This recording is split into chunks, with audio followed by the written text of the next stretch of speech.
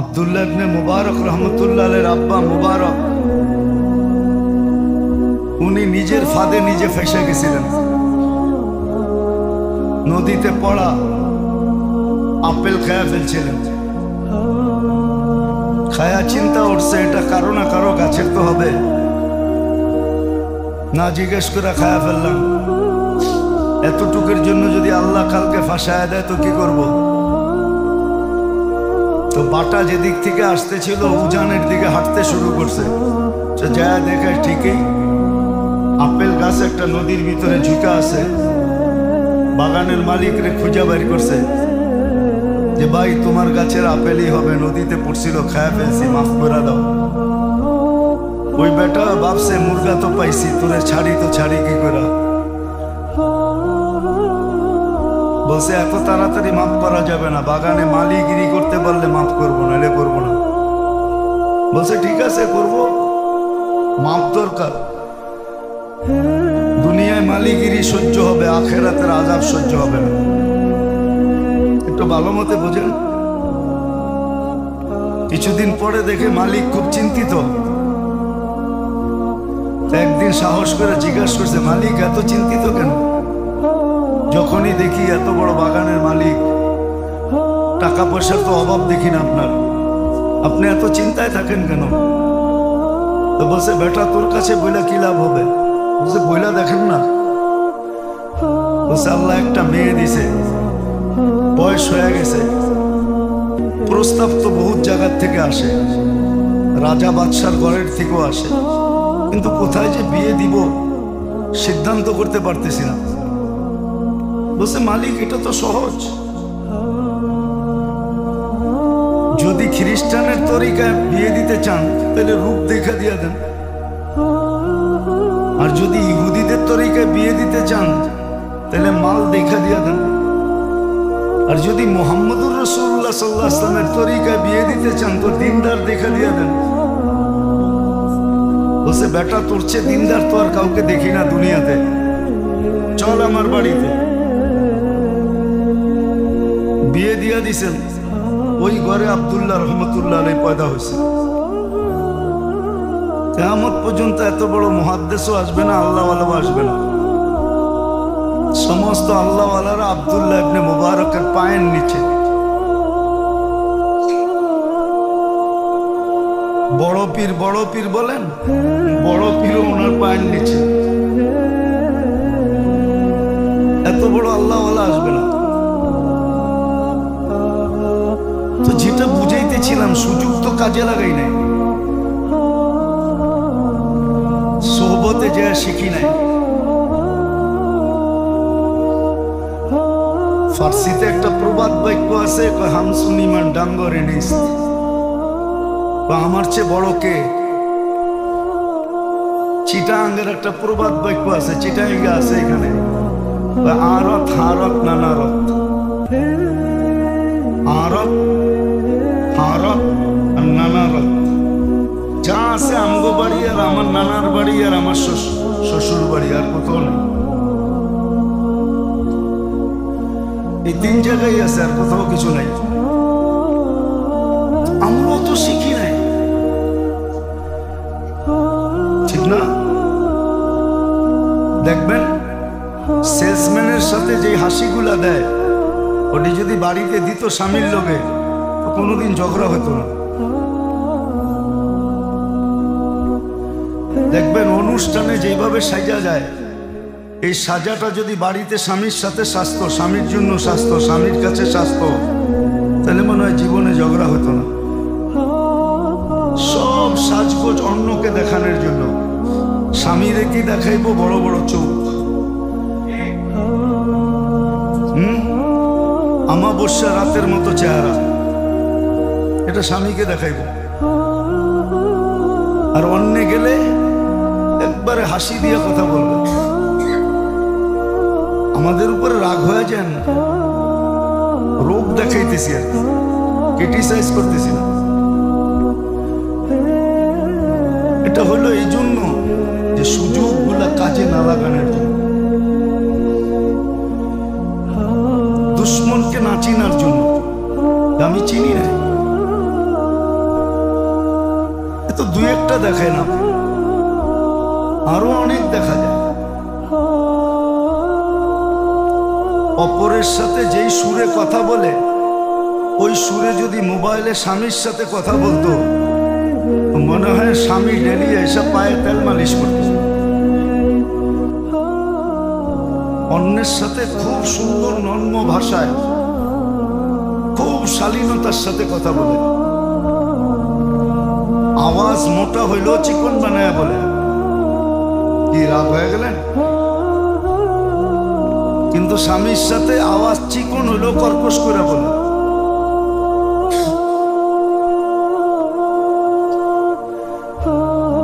কেননা সত্য তো এটি, রাগ হয়ে যাবেন। বিয়ের সময় তো দিনদারি দেখি নাই, বিয়ের সময় রূপ দেখছি। আমার রূপসী দরকার, দিনদার দরকার না। প্রবাদ বাক্য একটা বাংলায়ও ছিল, জাতের মেয়ে কালো ভালো, দিনদার মেয়ে কালো ভালো,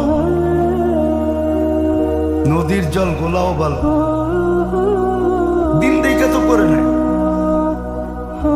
কেউ টাকা।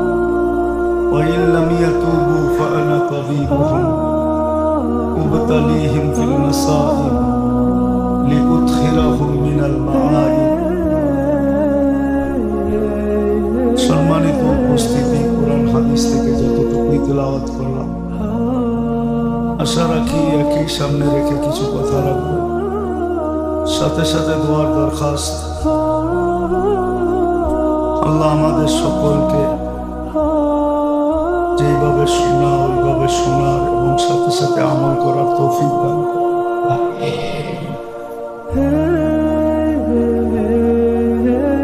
মানুষ বাহিরের দুশ্মন থেকে তো সোচ্চার থাকে, মানুষের স্বভাব। বাহিরের দুশ্মন থেকে 24 ঘন্টা সজাগ থাকে, সোচ্চার থাকে, সচেতন থাকে। কিন্তু নিজের ভিতরে যে কত দুশ্মন, এটার থেকে কেউ সজাগ থাকে। ভাবলে বোঝা যায়, চিন্তা না করলে এটা বোঝা বড় মুশকিল।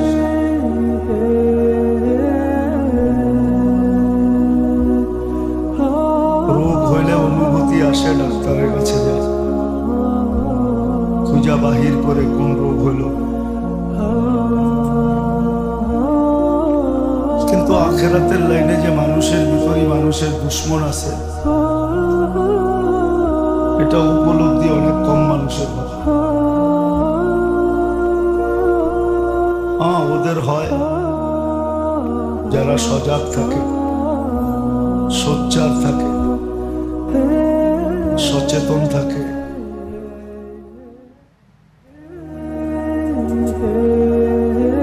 বা আল্লাহওয়ালাদের সোহবতে থাকে,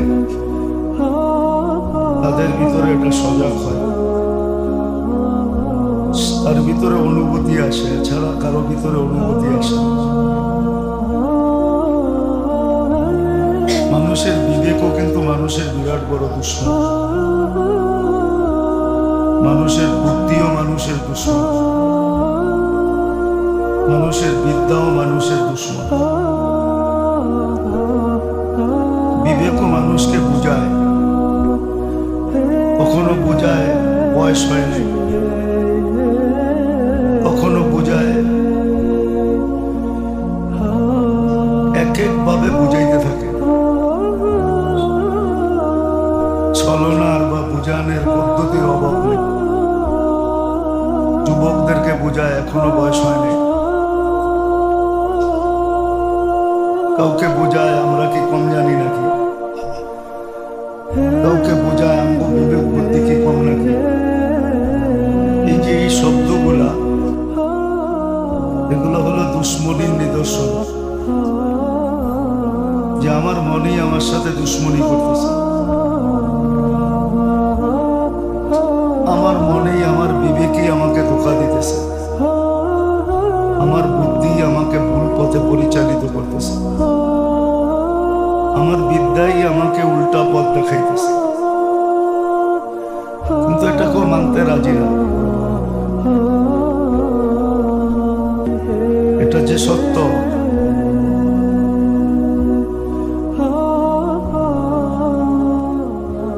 তাহলে কোরআন আর এই কথা বলতো না, ইন্নামা আমওয়ালুকুম ওয়া আওলাদুকুম আদুউন লাকুম ফাহদারু, এই কথা কোরআনে আসতো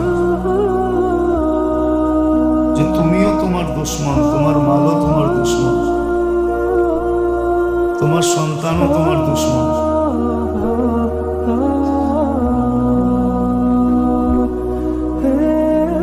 তাহলে এই কথা আর কোরআনে কোনোদিন আসতো না, ফাহদারু, এর থেকে বাঁচো, এই কথা কোরআনে আসতো না।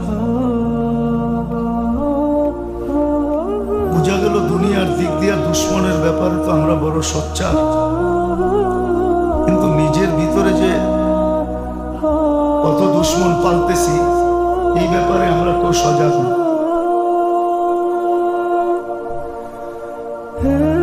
সমস্ত কিছুই আল্লাহ একদিন সামনে নিয়ে আসবে, কিন্তু ওই দিন শুধু অনুশোচনা হবে, লজ্জিত হবে, কিন্তু লজ্জা কোনো কাজে দিবে না, অনুশোচনাও কোনো কাজে দিবে না। এই জন্য উচিত ছিল, আল্লাহ তো সতর্ক করতেছেন বটে,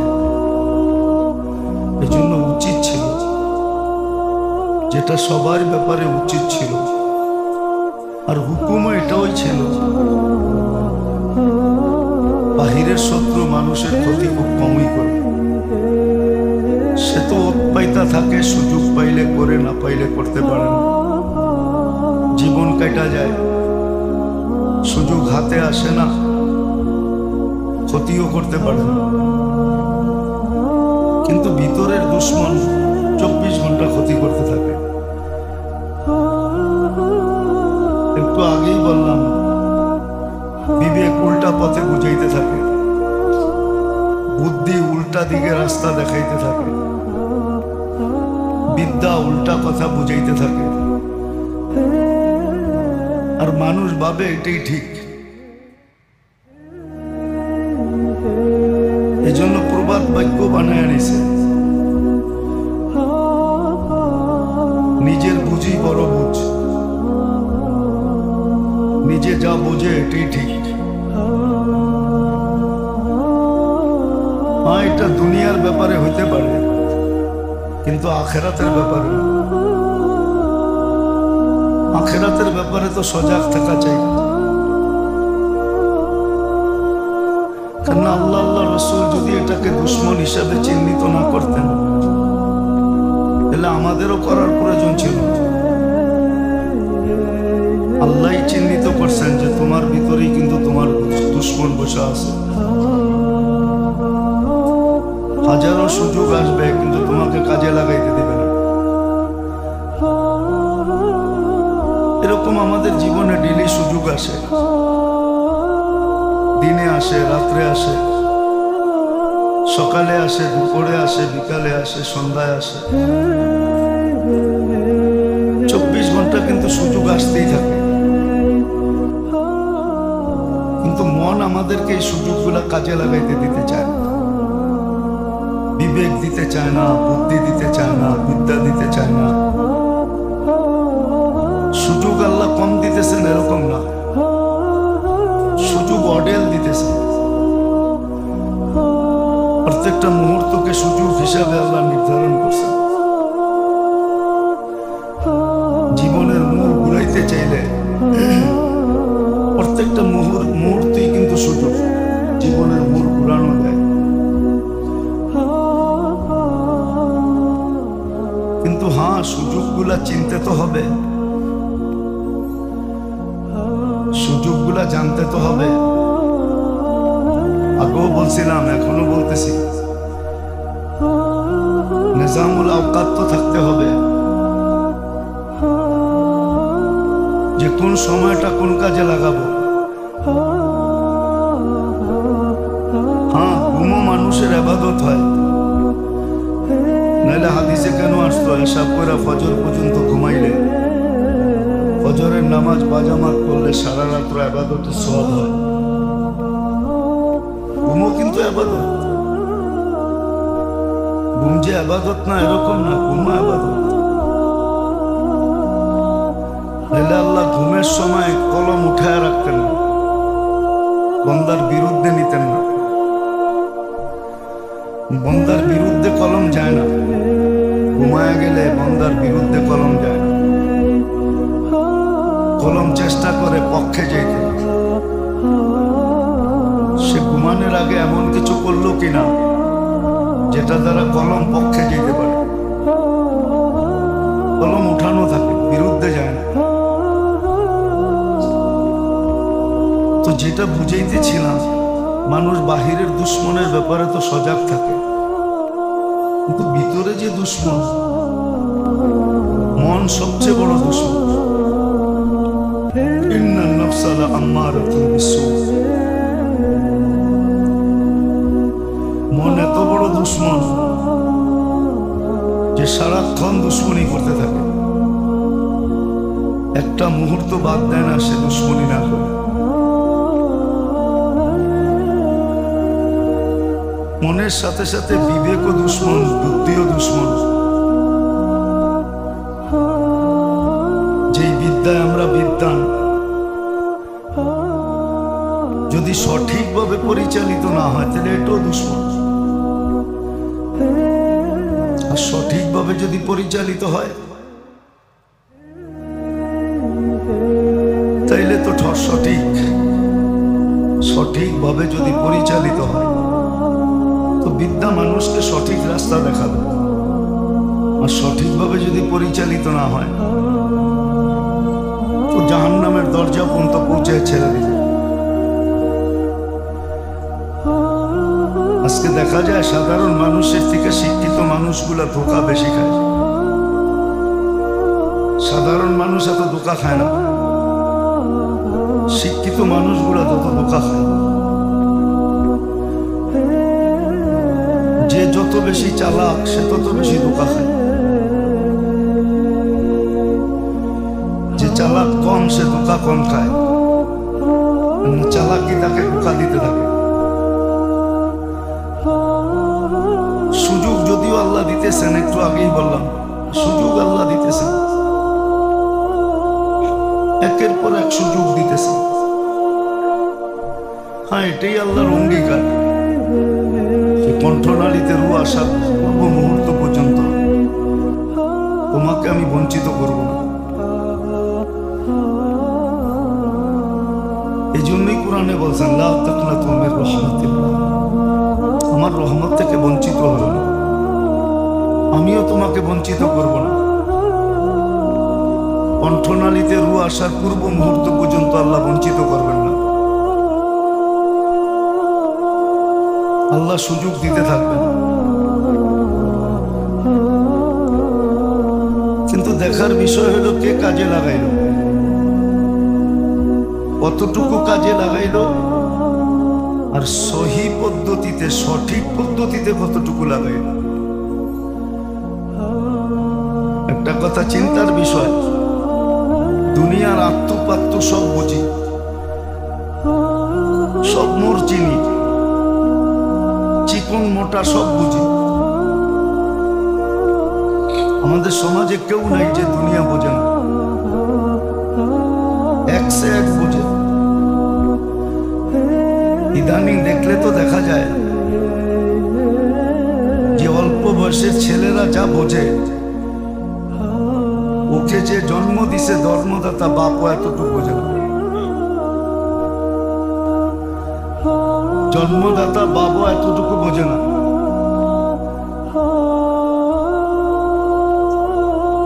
যতটুকু বোঝে বাচ্চারা খুব বোঝে।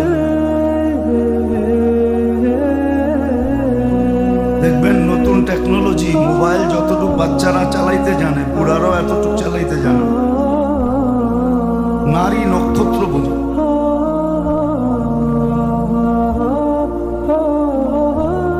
সব বোঝে।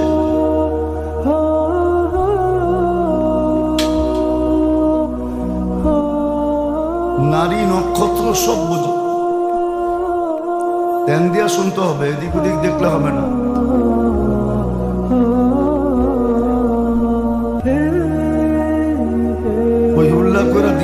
শোনা যায় না, এই জন্য দিলে গাথে না,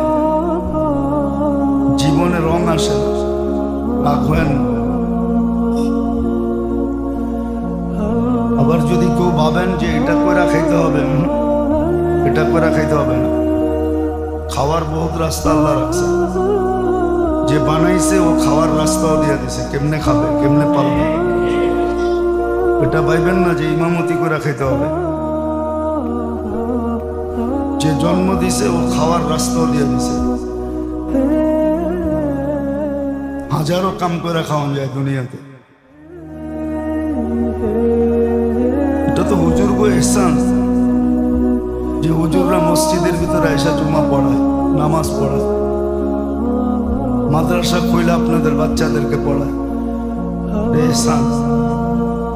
আজকে বুঝে আসবে না, কালকে বুঝে আসবে যে কত বড় এহসান করছে।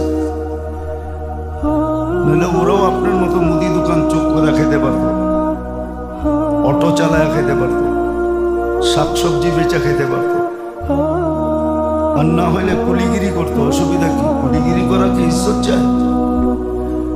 সাহাবা যদি করতে পারে তাহলে আমরা কি কোন ক্ষেতের মূলা? আমরা যে আমরা পারবো না? দিনই কথা ধ্যান দিয়ে শুনতে হয়, হট্টগোল করে শোনা যায় না, এই জন্য দিলে গাথে না।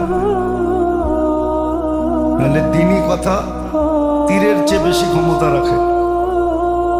তীর লক্ষ্য বস্তুকে ভুল করতে পারে, কিন্তু দিনই কথা ভুল করে না। যারা যত ধ্যান দিয়ে শোনে তাদের দিলে গাথে। আছে বহু সাধারণ মানুষ আছে, দুনিয়ায় কেউ চিনে না ওকে। দিন মজদুর বহুত আছে, আমার চেয়ে আল্লাহওয়ালা, আপনার চেয়ে আল্লাহওয়ালা, বড় বড় হুজুরের চেয়ে বড় আল্লাহওয়ালা। দুই চারটা কথা শিখছে, ওটার উপরে চুপ করে জীবন কাটাইয়া দিতেছে, কারো দিকে তাকায় না। এই জন্য হট্টগোলের দিকে দেখেন না।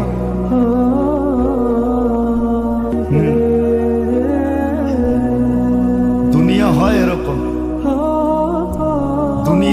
দুনিয়া নামই হলো পোষপাসের। পোষপাস বোঝেন? যত পোষ দেখাইতে পারবেন তত দুনিয়ায় আপনি ফেমাস হবে। আল্লাহর কাছে পোষপাস চলে না।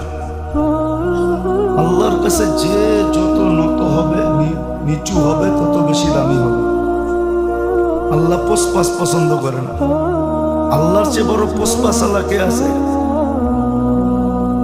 আছে নাকি আল্লাহর চেয়ে বড় পোষপাস আল্লাহ? যদিও শব্দ দুটা আল্লাহর জন্য সমীচীন না, তারপরও বুঝানোর জন্য বলতেছে। আল্লাহর চেয়ে বড় ব্যক্তিত্বওয়ালা কে? আল্লাহর রসুলের চেয়ে বড় ব্যক্তিত্বওয়ালা কে? সাহাবাদের চেয়ে বড় ব্যক্তিত্বওয়ালা কে? আল্লাহওয়ালাদের চেয়ে বড় ব্যক্তিত্বওয়ালা কে? তো যেটা বুঝাইতেছিলাম ওটা বোঝেন, কাজে দিবে। এই হট্টগোল দেখে লাভ নাই।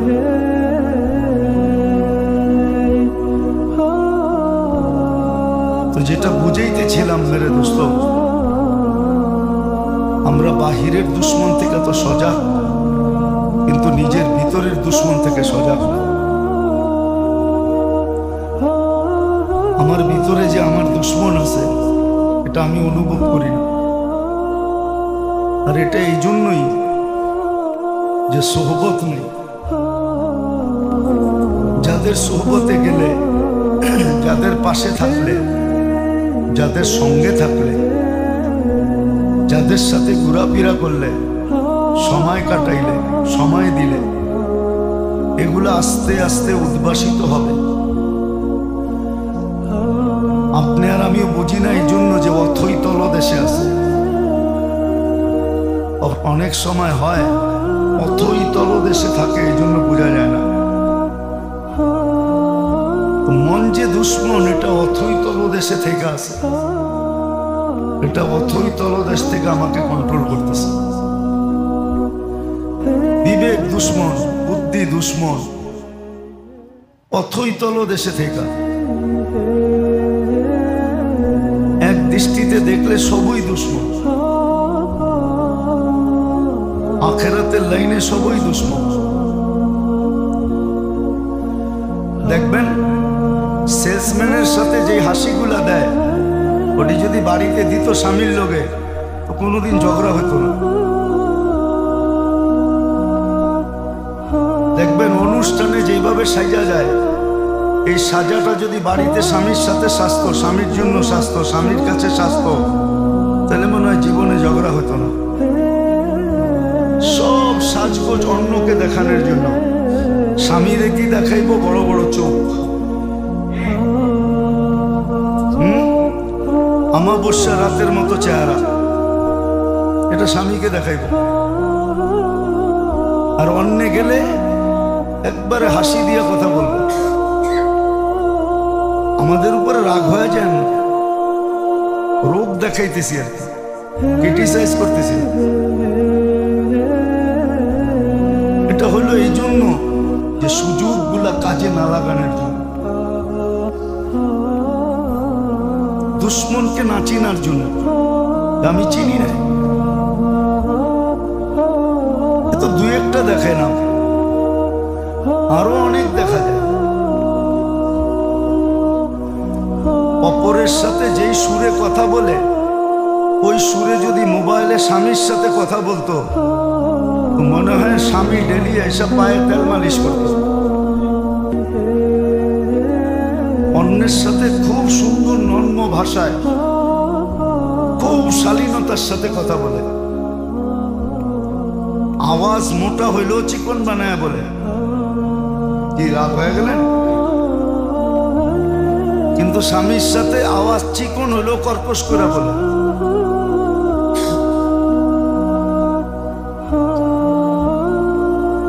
কেননা সত্য তো এটি। রাগ হয়ে যাবেন। বিয়ের সময় তো দিনদারি দেখি নাই, বিয়ের সময় রূপ দেখছি। আমার রূপসী দরকার, দিনদার দরকার না। প্রবাদ বাক্য একটা বাংলায়ও ছিল, জাতের মেয়ে কালো ভালো, দিনদার মেয়ে কালো ভালো, নদীর জল গোলাও ভালো। দিন দেখে তো করে নাই কেউ টাকা। আব্দুল্লাহ ইবনে মুবারক রহমতুল্লাহ আলাইহির আব্বা মুবারক, উনি নিজের ফাঁদে নিজে ফেঁসে গেছিলেন। নদীতে পড়া আপেল খায়া ফেলছিলেন। খায়া চিন্তা উঠছে এটা কারো না কারো গাছের তো হবে, না জিজ্ঞেস করে খায়া ফেললাম। এতটুকুর জন্য যদি আল্লাহ কালকে ফাঁসায় দেয় তো কি করব? তো বাটা যেদিক থেকে আসতেছিল উজানের দিকে হাঁটতে শুরু করছে। সে যা দেখে ঠিকই আপেল গাছ একটা নদীর ভিতরে ঝুঁকা আছে। বাগানের মালিকরে খুঁজা বাড়ি করছে যে ভাই তোমার গাছের আপেলই হবে, নদীতে পড়ছিল, খায়া ফেলছি, মাফ করে দাও। ওই বেটা ভাবছে মুরগা তো পাইছি, তোরে ছাড়ি তো ছাড়ি কি করে? বলছে এত তাড়াতাড়ি মাফ করা যাবে না, বাগানে মালিগিরি করতে পারলে মাফ করবো, নাহলে করবো না। বলছে ঠিক আছে করবো, মাফ দরকার। দুনিয়ায় মালিগিরি সহ্য হবে, আখেরাতের আযাব সহ্য হবে না। একটু ভালো মতে বোঝেন। কিছুদিন পরে দেখে মালিক খুব চিন্তিত। একদিন সাহস করে জিজ্ঞাসা করছে, মালিক এত চিন্তিত কেন? যখনই দেখি এত বড় বাগানের মালিক, টাকা পয়সার তো অভাব দেখি না আপনার, আপনি এত চিন্তায় থাকেন কেন? তো বলছে বেটা তোর কাছে বইলা কি লাভ হবে? বলছে বইলা দেখেন না। বলছে আল্লাহ একটা মেয়ে দিছে, বয়স হয়ে গেছে, প্রস্তাব তো বহুত জায়গার থেকে আসে, রাজা বাদশার ঘরের থেকেও আসে, কিন্তু কোথায় যে বিয়ে দিব সিদ্ধান্ত করতে পারতেছি না। বলছে মালিক এটা তো সহজ, যদি খ্রিস্টানের তরিকায় বিয়ে দিতে চান তাহলে রূপ দেখা দিয়ে দেন, আর যদি ইহুদিদের তরিকায় বিয়ে দিতে চান তাহলে মাল দেখা দিয়ে দেন, আর যদি মুহাম্মদুর রাসূলুল্লাহ সাল্লাল্লাহু আলাইহি ওয়াসাল্লামের তরিকায় বিয়ে দিতে চান তো দিনদার দেখা দিয়ে দেন। বলছে বেটা তোর চেয়ে দিনদার তো আর কাউকে দেখি না দুনিয়াতে, চল আমার বাড়িতে। বিয়ে দিয়া দিছেন, ওই ঘরে আব্দুল্লাহ রহমতুল্লাহ আলাইহি পয়দা হয়েছে। কিয়ামত পর্যন্ত এত বড় মুহাদ্দিসও আসবে না, আল্লাহওয়ালাও আসবে না। সমস্ত আল্লাহওয়ালারা আব্দুল্লাহ ইবনে মুবারকের পায়ের নিচে। বড় পীর বলেন, বড় পীরও ওনার পায়ের নিচে। এত বড় আল্লাহওয়ালা আসবে না। তো যেটা বুঝাইতেছিলাম, সুযোগ তো কাজে লাগাই নাই, সোহবতে যে শিখি নাই। ফার্সিতে একটা প্রবাদ বাক্য আছে, হামসুন ইমান ডাঙ্গরে নিস্ত, বা আমার চেয়ে বড় কে। চিটাঙ্গের একটা প্রবাদ বাক্য আছে, চিটাঙ্গে আছে এখানে, আরত হারত নানারত, আরত হারত আর নানারত। যা আছে আমগো বাড়ি আর আমার নানার বাড়ি আর আমার শ্বশুর বাড়ি, আর কোথাও নেই। এই তিন জায়গায় আছে, আর কোথাও কিছু নাই। আমরাও তো শিখি নাই, ঠিক না?